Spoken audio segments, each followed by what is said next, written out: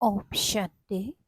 আজিৰ তাৰিখ 24 জুলাই 2025 বৰ্ষ। প্ৰাতঃ মুৰলী বাপদাদা মধুবন। আজিৰ পিতাৰ অমৃতবাণী হৈছে, মৰমৰ সন্তানসকল, তোমালোকে এই পঢ়াৰ দ্বাৰা শান্তিধাম হৈ সুখধামলৈ যোৱা। এয়াই তোমালোকৰ লক্ষ্য উদ্দেশ্য। এইটো কেতিয়াও পাহৰিব নালাগে। আৰু আজিৰ প্ৰশ্ন, তোমালোক সন্তানসকলে এই সময়ত সাক্ষী হৈ ড্ৰামাৰ কোনটো দৃশ্য প্ৰত্যক্ষ কৰি আছা? পিতাই উত্তৰত কৈছে, এই সময়ত ড্ৰামাত গোটেই দুখৰ দৃশ্য চলি আছে। যদি কাৰোবাৰ সুখ আছেও, সেয়া অল্পকালৰ কাউৰীৰ পৃষ্ঠাৰ সমান।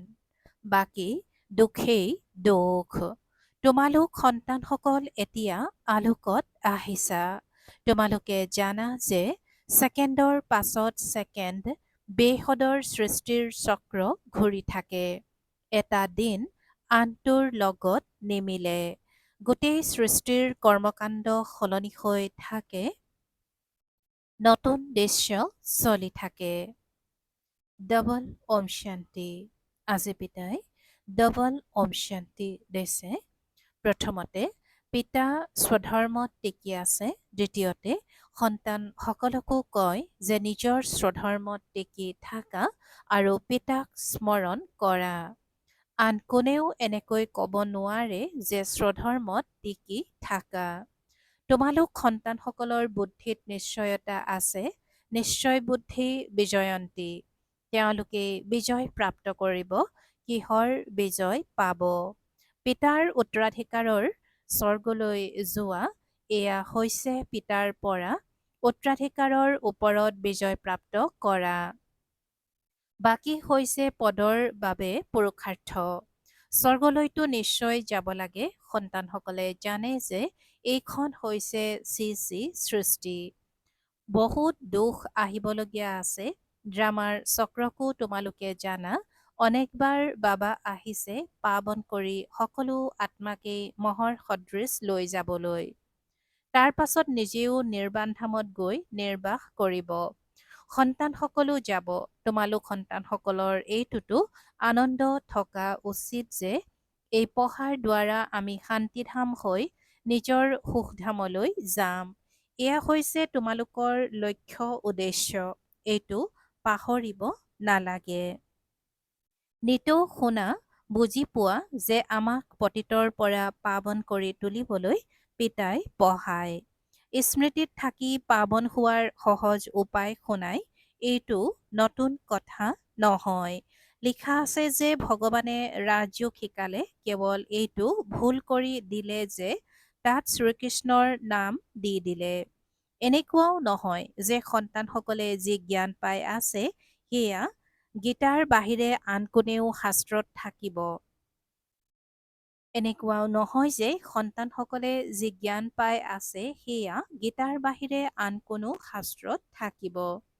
সন্তানসকলে জানে যে পিতাৰ যেনেকৈ মহিমা আছে তেনেকৈ কোনো মনুষ্যৰে মহিমা নাই। পিতা নাহিলে সৃষ্টিৰ চক্ৰই নুঘূৰিব। দুখধামৰ পৰা সুখধাম কেনেকৈ হ'ব? সৃষ্টিৰ চক্ৰটো ঘূৰিবই লাগিব। পিতাও নিশ্চয় আহিবই লাগিব।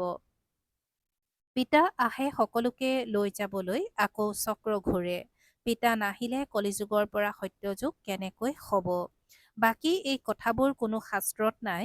ৰাজযোগৰ বিষয়ে গীতাতেই আছে। যদি এইটো বুজি পায় যে ভগৱান আবলৈ আহিছে, তেতিয়া সাক্ষাৎ কৰিবলৈ দৌৰি আহিব। সন্ন্যাসীসকলেও নিবিচাৰে জানো যে ভগৱানক সাক্ষাৎ কৰোঁ, পতিত পাৱনক স্মৰণ কৰে উভতি যাবৰ বাবে। এতিয়া তোমালোক সন্তানসকল পদমাপদম ভাগ্যশালী হৈ আছা। তাত অপাৰ সুখ থাকে। নতুন সৃষ্টিত যি দেৱী দেৱতা ধৰ্ম আছিল সেয়া এতিয়া নাই। পিতাই কৈছে যে নতুন সৃষ্টিত যি দেৱী দেৱতা ধৰ্ম আছিল এতিয়া সেয়া নাই। পিতাই দৈবী ৰাজ্য ব্ৰহ্মাৰ দ্বাৰাই স্থাপনা কৰে। পিতাই দৈবী ৰাজ্য ব্ৰহ্মাৰ দ্বাৰাই স্থাপনা কৰে, এইটোতো স্পষ্ট। তোমালোকৰ লক্ষ্য উদ্দেশ্যই হৈছে এয়া, ইয়াত সংশয়ৰ কথা নাই। আগলৈ গৈ বুজিয়েই যাবা। ৰাজধানী নিশ্চয় স্থাপনা হয়। আদি সনাতন দেৱী দেৱতা ধৰ্ম আছে। যেতিয়া তোমালোক স্বৰ্গত থাকা তাৰ নামেই হৈছে ভাৰত, আকৌ যেতিয়া তোমালোক নৰকলৈ আহা তেতিয়া হিন্দুস্তান নাম হয়। ইয়াত কিমান দুখেই দুখ, আকৌ এই সৃষ্টি সলনি হয়, তাৰ পাছত স্বৰ্গত হয়েই সুখধাম। এই জ্ঞান তোমালোক সন্তানসকলৰ আছে। জগতত মনুষ্যই একোৱেই নাজানে। পিতাই নিজেই কয়, এতিয়া হৈছে অন্ধকাৰ ৰাতি, ৰাতি মনুষ্যই খুন্দা খাই থাকে। তোমালোক সন্তানসকল আলোকত আছা, এইটো সাক্ষী হৈ বুদ্ধিত ধাৰণ কৰিব লাগে। ছেকেণ্ডৰ পাছত ছেকেণ্ড বেহদৰ সৃষ্টিৰ চক্ৰ ঘূৰি থাকে। এটা দিন আনটোৰ লগত নিমিলে। গোটেই সৃষ্টিৰ কৰ্মকাণ্ড সলনি হৈ থাকে। নতুন দৃশ্য চলি থাকে। এই সময়ত সম্পূৰ্ণ দুখৰ চিন। যদি সুখ আছেও সেয়া কাউৰীৰ বিষ্ঠাৰ সমান। বাকী দুখেই দুখ। এইটো জন্মত যদি সুখ হয়, আকৌ পৰৱৰ্তী জন্মত দুখ। এতিয়া তোমালোক সন্তানসকলৰ বুদ্ধিত এইটো থাকেই যে এতিয়া আমি নিজৰ ঘৰলৈ যাওঁ। এই ক্ষেত্ৰত পাৱন হ'বৰ বাবে পৰিশ্ৰম কৰিব লাগে। শ্ৰীয়ে শ্ৰীলক্ষ্মী নাৰায়ণ হোৱাৰ শ্ৰীমত দিছে। বেৰিষ্টাৰে মত দিব, বেৰিষ্টাৰ হোৱা। এতিয়া পিতায়ো কয়, শ্ৰীমতৰ দ্বাৰা এয়া লক্ষ্মী নাৰায়ণ হোৱা। নিজক সুধিব লাগে, মোৰ কোনো অৱগুণটো নাই। এই সময়ত গায়নো কৰে, মোৰ নিৰ্গুণীৰ কোনো গুণ নাই। আপুনিয়েই কৃপা কৰক। কৃপা অৰ্থাৎ দয়া। পিতাই কয়, সন্তানসকল, মইতো কাৰো ওপৰত দয়া নকৰোৱেই। দয়াটো প্ৰত্যেকেই নিজৰ ওপৰত কৰিব লাগে। এই ড্ৰামা ৰচি থোৱা আছে। নিৰ্দয়ী ৰাৱণে তোমালোকক দুখত লৈ আনে। এয়াও ড্ৰামাত নিৰ্ধাৰিত হৈ আছে। ইয়াত ৰাৱণৰো কোনো দোষ নাই। পিতা আহি কেৱল ৰায় দিয়ে, এয়াই তেওঁৰ দয়া। বাকী এই ৰাৱণ ৰাজ্যটো তথাপি চলি থাকিব। ড্ৰামা অনাদি। ৰাৱণৰো দোষ নাই, মনুষ্যৰো দোষ নাই। চক্ৰটো ঘূৰিবই। পিতাই কৈছে যে ৰাৱণৰো দোষ নাই আৰু মনুষ্যৰো দোষ নাই। চক্ৰটো ঘূৰিবই। ৰাৱণৰ পৰা মুক্ত কৰিবলৈ পিতাই যুক্তি অৰ্থাৎ উপায় শুনাই থাকে। ৰাৱণৰ পৰা মুক্ত কৰিবলৈ পিতাই যুক্তি অৰ্থাৎ উপায় শুনাই থাকে। ৰাৱণৰ মতত তোমালোক কিমান পাপ আত্মা হৈ গৈছা। এতিয়া পুৰণি সৃষ্টি, পুনৰ নিশ্চয় নতুন সৃষ্টি আহিব। চক্ৰটো ঘূৰিব নহয়। সত্যযুগ নিশ্চয় পুনৰাই আহিব। এতিয়া হৈছে সংগম যুগ। মহাভাৰতৰ যুদ্ধও এই সময়ৰে। বিনাশকালত অপ্ৰীতিকৰ বুদ্ধিৰ বিনাশ। এয়া হ'ব। আৰু আমি বিজয়ীসকল স্বৰ্গৰ মালিক হ'ম। বাকী সকলো নাথাকিবই। এইটোও বুজি পোৱা, পবিত্ৰ নোহোৱাকৈ দেৱতা হোৱা কঠিন। এতিয়া পিতাৰ পৰা শ্ৰেষ্ঠ দেৱতা হোৱাৰ শ্ৰীমত পোৱা। এনেকুৱা মত কেতিয়াও পাব নোৱাৰা। শ্ৰীমত দিয়াৰ তেওঁৰ ভূমিকাও সংগমত আছে। অন্য কাৰোৱেই এই জ্ঞানটো নাই। ভক্তি মানে ভক্তি, তাক জ্ঞান বুলি কোৱা নহ'ব। আত্মিক জ্ঞান, জ্ঞান সাগৰ আত্মাইহে দিয়ে। তেওঁৰেই মহিমা হৈছে জ্ঞানৰ সাগৰ, সুখৰ সাগৰ। পিতাই পুৰুষাৰ্থৰ যুক্তিও শুনায়। এইটো খেয়াল ৰাখিব লাগে যে এতিয়া অকৃতকাৰ্য হ'লে কল্পান্তৰলৈ অকৃতকাৰ্য হ'বা। বহুত আঘাত লাগি যাব। শ্ৰীমতত নচলিলে আঘাত লাগি যায়। ব্ৰাহ্মণৰ বৃক্ষ নিশ্চয় বৃদ্ধিও হ'ব। বৃদ্ধিও সিমানেই হ'ব, যিমান দেৱতাসকলৰ বৃক্ষ। তোমালোকে পুৰুষাৰ্থ কৰিব আৰু কৰাব লাগে। পুলি ৰোপণ হৈ থাকিব। বৃক্ষ ডাঙৰ হৈ যাব। তোমালোকে জানা যে এতিয়া আমাৰ কল্যাণ হৈ আছে। পতিত সৃষ্টিৰ পৰা পাৱন সৃষ্টিলৈ যোৱাৰ কল্যাণ হয়। তোমালোক সন্তানসকলৰ বুদ্ধিৰ তলা এতিয়া খুলিছে। জ্ঞানীসকলৰ বুদ্ধিৰ মূল পিতাহে নহয় জানো? জ্ঞানীসকলৰ বুদ্ধিৰ মূল পিতাহে নহয় জানো? এতিয়া তোমালোকে বুজি আছা, আকৌ আগলৈ গৈ দেখিবা কাৰ কাৰ তলা খোল খাব। এয়াও ড্ৰামাত চলি থাকে। পুনৰ সত্যযুগৰ পৰা পুনৰাবৃত্তি হ'ব। লক্ষ্মী নাৰায়ণ যেতিয়া সিংহাসনত অধিষ্ঠিত হয় তেতিয়া চন আৰম্ভ হয়। তোমালোকে লিখাও যে 1ৰ পৰা 1250 বছৰলৈকে স্বৰ্গ। কিমান স্পষ্ট। কাহিনী হৈছে সত্যনাৰায়ণৰ কথা, অমৰনাথৰ নহয় জানো? তোমালোকে এতিয়া সঁচা সঁচা অমৰনাথৰ কথা শুনা, তাৰ আকৌ গায়ন চলে। উৎসৱ আদি সকলো এই সময়ৰ। 1 নম্বৰ পৰ্ব হৈছে শিৱ বাবাৰ জয়ন্তী। কলিযুগৰ পাছত নিশ্চয় পিতা আহিবলগীয়া হয় সৃষ্টিক পৰিৱৰ্তন কৰিবলৈ।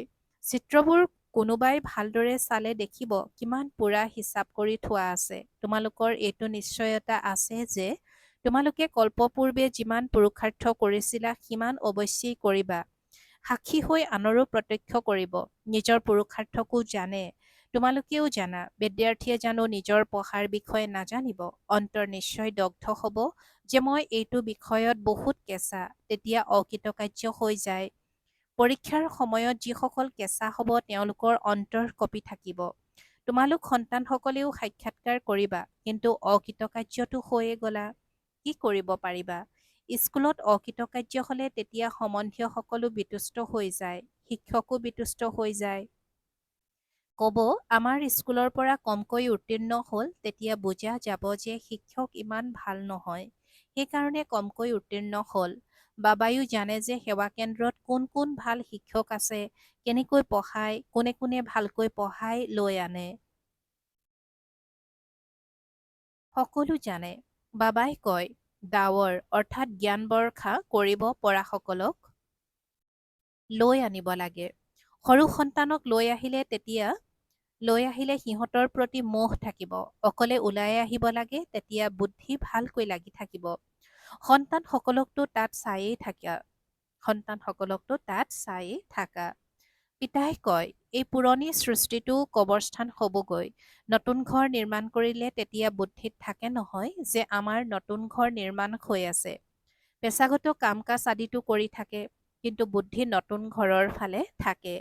মনে মনেতো বহি নাযায়। সেয়া হৈছে সদৰ কথা, আৰু এয়া হৈছে বেসদৰ কথা। প্ৰতিটো কাৰ্য কৰি থাকিও স্মৃতিত থাকিব লাগে যে এতিয়া আমি ঘৰলৈ গৈ আকৌ নিজৰ ৰাজধানীত আহিম, তেতিয়া অপাৰ আনন্দত থাকিবা। পিতাই কয় নিজৰ সন্তানসকলৰ তত্বাৱধানো ল'ব লাগে, কিন্তু বুদ্ধি তাত অৰ্থাৎ শান্তিধাম আৰু সুখধামত লাগি থাকিব লাগে। স্মৰণ নকৰিলে আকৌ পবিত্ৰও হ'ব নোৱাৰিবা। স্মৃতিৰে পবিত্ৰ, জ্ঞানেৰে উপাৰ্জন হয়। স্মৃতিৰে পবিত্ৰ আৰু জ্ঞানেৰে উপাৰ্জন হয়। ইয়াততো সকলো পতিত। দুটা পাৰ আছে। বাবাক নাৱৰীয়া বুলি কয়, কিন্তু অৰ্থ বুজি নাপায়। তোমালোকে জানা যে পিতাই সিপাৰলৈ লৈ যায়। আত্মাই জানে যে আমি এতিয়া পিতাক স্মৰণ কৰি বহুত সমীপত গৈ আছো। নাৱৰীয়া নামো অৰ্থসহিত ৰখা হৈছে নহয়, এয়া সকলো মহিমা কৰে। মোৰ নাও পাৰত লগোৱা। সত্যযুগত এনেকৈ ক'ব জানো, কলিযুগতহে আহ্বান জনায়। তোমালোক সন্তানসকলে বুজি পোৱা যে অবোধসকলতো ইয়ালৈ আহিব নালাগে। পিতাই কঠোৰভাৱে মানা কৰে। নিশ্চয়তা নাথাকিলে কেতিয়াও লৈ আনিব নালাগে, একোৱেই বুজি নাপাব। প্ৰথমেতো 7 দিনৰ পাঠ্যক্ৰম কৰিবলৈ দিয়া। কাৰোবাৰতো 2 দিনতে তীৰ লাগি যায়, ভাল লাগি গ'লেতো আৰু নেৰিব, ক'ব মই 7 দিন আৰু শিকিম। তোমালোকে তৎক্ষণাৎ বুজি পাবা যে এওঁ এইটো কুলৰ হয়। যিসকল তীক্ষ্ণ বুদ্ধিৰ হ'ব তেওঁলোকে কোনো কথালৈ ভ্ৰক্ষেপ নকৰিব। ভাল এটা চাকৰি এৰিবলগীয়া হ'লে অন্য এটা পাই যাবা। যিসকল বিশাল অন্তৰৰ সন্তান তেওঁলোকে চাকৰি আদি হেৰুৱাবলগীয়া নহয়, নিজেই আচম্বিত হয়। কন্যাসকলে কয় মোৰ পতিৰ বুদ্ধিৰ পৰিৱৰ্তন কৰা। কন্যাসকলে কয় মোৰ পতিৰ বুদ্ধি পৰিৱৰ্তন কৰা। বাবাই কয় মোক নকবা। তোমালোকে যোগবলত থাকি পুনৰ জ্ঞান বুজোৱা। বাবাই জানো বুদ্ধি পৰিৱৰ্তন কৰি দিব? তেনেহলেতো সকলোৱে এনেকুৱা ধান্দা কৰি থাকিব। যি নিয়ম ওলাই তাকেই ধৰি লোৱা। কোনোবা গুৰুৰ পৰা কাৰোবাৰ লাভ হলে শুনিলে তেন্তে বছ তেওঁৰ পিছত পৰি যায়। নতুন আত্মা আহিলে তেনে আত্মাৰ মহিমাটো হ'বই নহয়। আকৌ বহুত অনুগামী হৈ যায়। সেইবাবে এই কথাবোৰ চাব নালাগে। তোমালোকে নিজক চাব লাগে। মই কিমানলৈকে পঢ়োঁ এয়াতো বাবাই জানে। বিস্তাৰত বাৰ্তালাপ কৰে। বাকী মাত্ৰ কৈ দিবা যে পিতাক স্মৰণ কৰা। এইটোতো ঘৰত থাকিও কৰিব পাৰা। কিন্তু জ্ঞানৰ সাগৰ হয়, যেতিয়া জ্ঞানো দিব নহয়। এইটো হৈছে মুখ্য কথা। মন্মনা ভৱ। লগতে সৃষ্টিৰ আদি মধ্য অন্তৰ ৰহস্যও বুজায়। চিত্ৰটো এই সময়ত বহুত ভাল ভাল ওলায়, তাৰো অৰ্থ পিতাই বুজায়। বিষ্ণুৰ নাভিৰ পৰা ব্ৰহ্মাক দেখুৱাইছে, ত্ৰিমূৰ্তিও আছে, আকৌ বিষ্ণুৰ নাভিৰ পৰা ব্ৰহ্মা, এয়া আকৌ কি? পিতাই বহি বুজায়, এইটো শুদ্ধ নে অশুদ্ধ? কাল্পনিক চিত্ৰও বহুত তৈয়াৰ কৰে নহয়। কোনো কোনো শাস্ত্ৰত চক্ৰও দেখুৱাইছে, কিন্তু কোনোবাই কিমান আয়ুস লিখি দিলে। কোনোবাই কিমান অনেক মত আছে নহয়। পিতাই কৈছে যে পিতাই বহি বুজায়, এইটো শুদ্ধ নে অশুদ্ধ? কাল্পনিক চিত্ৰও বহুত তৈয়াৰ কৰে নহয়। কোনো কোনো শাস্ত্ৰত চক্ৰও দেখুৱাইছে, কিন্তু কোনোবাই কিমান আয়ুস লিখি দিলে। কোনোবাই কিমান অনেক মত আছে নহয়। শাস্ত্ৰত সদৰ কথা লিখি দিছে। পিতাই বেসদৰ কথা বুজায় যে গোটেই সৃষ্টিত হৈছে ৰাৱণ ৰাজ্য। তোমালোকৰ বুদ্ধিত এইটো জ্ঞান আছে। আমি কেনেকৈ পতিত হলো, আকৌ কেনেকৈ পাৱন হওঁ, পাছলৈ আকৌ অন্য ধৰ্মবোৰ আহে। অনেক ভিন্নতা আছে, এটা আনটোৰ লগত নিমিলে। একে চেহেৰাৰ দুজন থাকিব নোৱাৰে।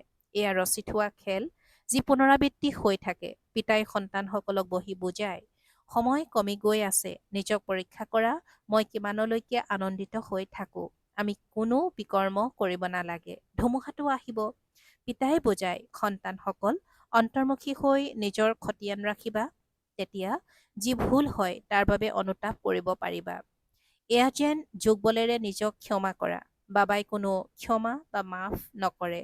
ড্ৰামাত ক্ষমা শব্দটিয়ে নাই। তোমালোকে নিজৰ বাবে পৰিশ্ৰম কৰিব লাগে।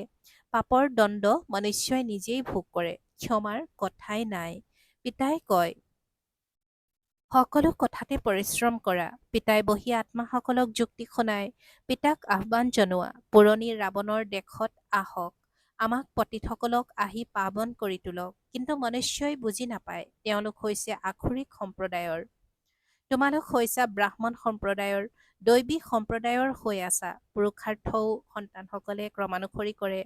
আকৌ কৈ দিয়ে, এওঁৰ ভাগ্যত ইমানেই আছে, নিজৰ সময় নষ্ট কৰে, জন্ম জন্মান্তৰ, কল্প কল্পান্তৰলৈ উচ্চ পদ পাব নোৱাৰিব। নিজৰ লোকচান কৰিব নালাগে, কিয়নো এতিয়া জমা কৰাৰ সময়। পাছত লোকচানত গুচি যোৱা। ৰাৱণ ৰাজ্যত কিমান লোকচান হয়, ভাল বাৰু।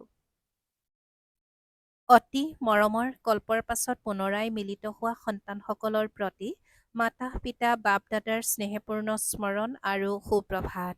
আত্মিক পিতাৰ আত্মিক সন্তানসকলৰ প্ৰতি নমস্কাৰ আৰু আত্মিক সন্তানসকলৰ আত্মিক মাত পিতা আৰু বাপ দাদাৰ প্ৰতি স্নেহপূৰ্ণ স্মৰণ আৰু সুপ্ৰভাত আৰু নমস্কাৰ নমস্কাৰ নমস্কাৰ। আৰু আজিৰ ধাৰণাৰ বাবে মুখ্য সাৰ প্ৰথমতে, অন্তৰ্মুখী হৈ নিজক পৰীক্ষা কৰিব লাগে। যি ভুল হয় তাৰ বাবে অন্তৰেৰে অনুতাপ কৰি যোগ বলেৰে ক্ষমা কৰিব লাগে। নিজৰ বাবে পৰিশ্ৰম কৰিব লাগে। দ্বিতীয়তে, পিতাৰ যি ৰায় পোৱা যায় সেইমতে পুৰা ৰীতি চলি নিজৰ ওপৰত নিজেই দয়া কৰিব লাগে। সাক্ষী হৈ নিজৰ বা আনৰ পুৰুষাৰ্থ প্ৰত্যক্ষ কৰিব লাগে। কেতিয়াও নিজে নিজৰ লোকচান কৰিব নালাগে। আৰু আজিৰ বৰদান, বিশ্ব কল্যাণৰ ভাৱনাৰে প্ৰত্যেক আত্মাৰ সুৰক্ষাৰ পৰিকল্পনা কৰোঁতা প্ৰকৃতাৰ্থত দয়াশীল হোৱা। বিশ্ব কল্যাণৰ ভাৱনাৰে প্ৰত্যেক আত্মাৰ সুৰক্ষা পৰিকল্পনা কৰোঁতা প্ৰকৃতাৰ্থত দয়াশীল হোৱা।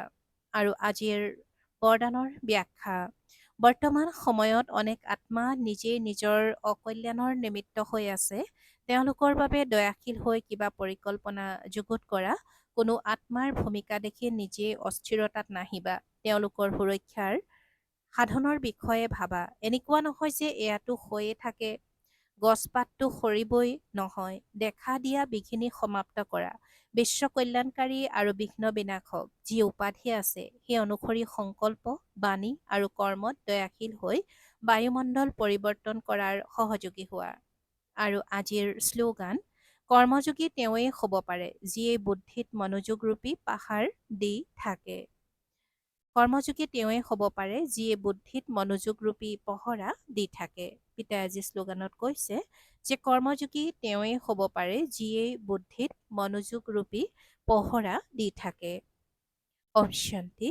আৰু আজিৰ অব্যক্ত সংকেত, সংকল্প শক্তি জমা কৰি শ্ৰেষ্ঠ সেৱাৰ নিমিত্ত হোৱা। সংকল্প শক্তি জমা কৰি শ্ৰেষ্ঠ সেৱাৰ নিমিত্ত হোৱা। অন্তিমত চূড়ান্ত কাকতৰ প্ৰশ্ন হ'ব। ছেকেণ্ডত জ্যোতিষ চিন, ইয়াৰ দ্বাৰাই নম্বৰ পাবা। ছেকেণ্ডতকৈও অধিক সময় ল'লে অকৃতকাৰ্য হৈ যাবা। একমাত্ৰ পিতা আৰু মই। তৃতীয় কোনো কথা যাতে নাহে। এনেকুৱা নহয় যে এইটো কৰি লওঁ, এইটো চাই লওঁ, এইটো হ'ল, এইটো নহ'ল। এইটো কিয় হ'ল, এয়া কি হ'ল, এনেকুৱা যদি কোনো সংকল্প উদয় হয়, তেন্তে চূড়ান্ত কাকতত উত্তীৰ্ণ নোহোৱা। পিতাই কৈছে যে এনেকুৱা নহয় যে এইটো কৰি লওঁ, এইটো চাই লওঁ, এইটো হ'ল, এইটো নহ'ল। এইটো কিয় হ'ল, এয়া কি হ'ল, এনেকুৱা যদি কোনো সংকল্প উদয় হয়, তেন্তে চূড়ান্ত কাকতত উত্তীৰ্ণ নোহোৱা। অহ শান্তি।